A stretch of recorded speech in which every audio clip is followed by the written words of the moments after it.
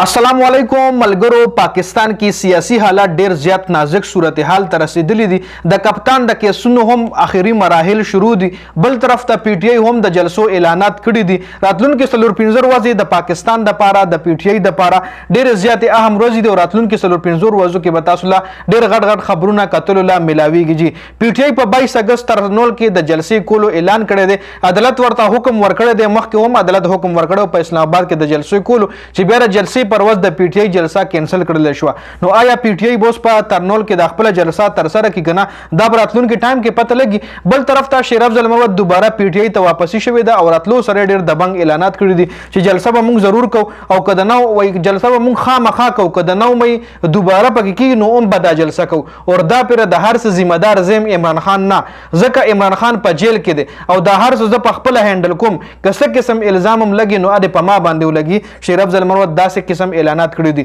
بل پی ټی آی په مان صحرا کې ډیره غټه جلسه کړې و چې پاغه کې هم شیر افضل محمد تقریر کړی دی شیر افضل محمد د نواز شریف حواله سره ویل چې نواز شریف سے دوباره بیا غوبل شروع کړی دی چې مجھے کیوں نکال اور مجھے کیوں نکالا نو دا خو غل دی او زمون پښتانه چې کله غل گیر کینو یا غل مخ توري او په خر باندې کې نه او پټول کلی کې چکر ور کوي وای ته خو بیا هم صرف دا ګیله کې چې مجھے کیوں نکالا دا خره چې په خر مونې سور کړي دا چې کوم شیر افضل محمد ته د مان صحرا په جلسه کې هغه د نواز شریف مجھے کیوں نکالا حواله سره دا خبرې کړې دي جی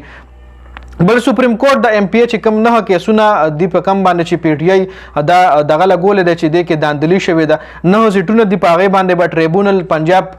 پنجاب دا نه سیټونه دی نو پاغه باندې به ټریبونل کیږي په دغه کیس په خدا کیس په حاله شروع کیږي چې ټول نه پهله دا فیصله وشي چې آیا د دې کیس فیصله به حاضر سرویس ججز کوي او کنه ریټایر ججز به کوي ځکه قاضي فیض عیسی غواړي چې په دې باندې ریټایر ججز راشي او په دې کیسونو باندې ریټایر ججز فیصله وکړي خو بل طرف ته پی ټی آی هم په قاضي فیض عیسی باندې عدم اعتماد کړی دی او قاضي فیض عیسی حواله سره ویلي دي چې په دې کیسونو کې څه کې چې د پی ټی آی څومره هم کیسز دي آی کې د قاضي فیض عیسی انوالومنت نه کوي غیر کې د قاضي فیض عیسی نه کینی نو بل کې د شي نن چې کم صورتحال د عدالت د طرف راځي نو قاضي فیض عیسی ډېر غوسوي او ډېر غټه فیصله بنن هم د عدالت ناراضي په هغه باندې بیا وروسته ډیټیل سره خبره کو خو فلحال دا خبرونه بل د عمران خان آکسفورد یونیورسيټي الیکشن حواله سره لډی ما ویلاک تاسو سره شریک کړو چې عمران خان بر آکسفورد یونیورسيټي نه الیکشن کې حصہ اخلي نو دغه حواله سره هم اپډیټس راغلي دي کپتان زلفي بخاري آکسفورد یونیورسيټي ته لګلې دي چې هلته د عمران خان د کاغذات چې کمی د الیکشن د پاره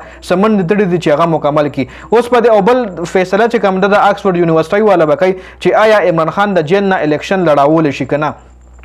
اوس پی ټی آی ولې وایي چې عمران خان د آکسفورد یونیورسيټي الیکشن لړاو کی ګوره دې کې د پی ټی آی د عمران خان ډېر غټ راز دی ځکه چې کله دا الیکشن کیږي نو خامخا د لپاره به کمپین چلی نو خامخا خلک په تاسو کوي چې عمران خان کم زیاده نو عمران خان په جیل کې دی نو په انټرنیشنل میډیا باندې به یو ځل بیا دا خبرونه جاری کیږي چې عمران خان د جیل نه د آکسفورد یونیورسيټي الیکشن لړاوي او کچره دا الیکشن یو غټلو نو بیا به د عمران خان په ټوله دنیا باندې یو ځل دوم وی انټرنیشنل میډیا زینت په یو ځل بیا عمران خان جوړیږي او بل د الیکشن کې کمپین چې کم دی هم سټوډنټس پر دې کمپین چلی په آکسفورد یونیورسيټي کې چې څومره هم د عمران خان فین فالوورز دي نو هغه به دا کمپین چلی او د الیکشن کې ووټس چې کم دي هغه هم سټوډنټس ورکوي جی بل د پی ټی آی مقصد صرف دا د الیکشن د لپاره چې عمران خان یو ځل بیا د انټرنیشنل میډیا زینت جوړ شي جی نو په دې ویډیو کې دا اپډیټ سو د ویډیو کتلو زیات مننه جی ویډیو ضرور مخکې ملګرو سره شریک کړئ والسلام